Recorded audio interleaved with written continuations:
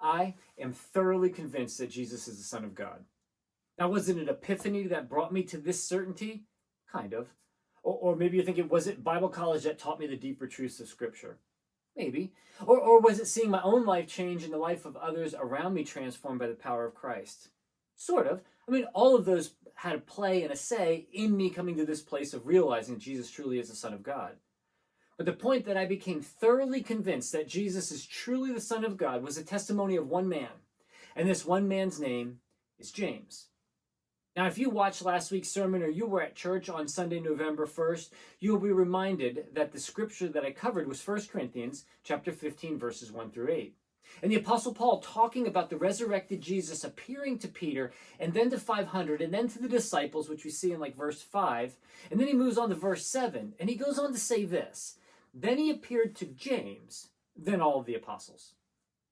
Well, that seems odd to just throw James in there. I mean, James is not the brother of John, not that one, not the sons of Zebedee, not that James, for he would be included in the 12, referenced in verse 5. This James, then, must be who we would know as the half-brother of Jesus.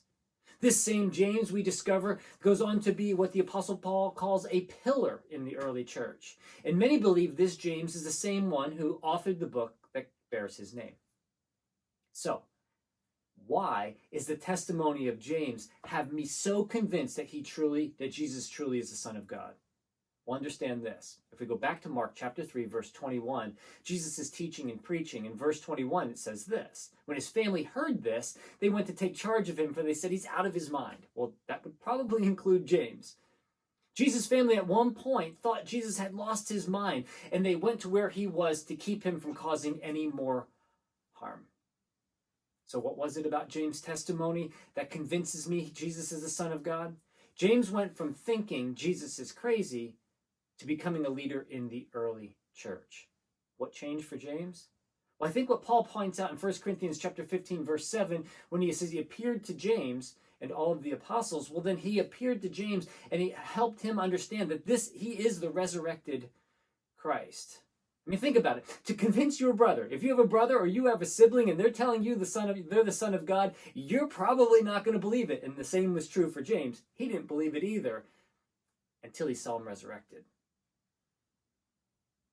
All of this hinges here. You see, something incredible must have happened, and that was this. Jesus was resurrected. And if you have a brother or a sister, at some point in your life, you think they've lost grip on reality, and then in the near future, you become a leader in the movement they started, then something incredible had to change your mind. And if that was you, and it was your sibling, what would it take for you to believe that your brother or sister is the Son of God?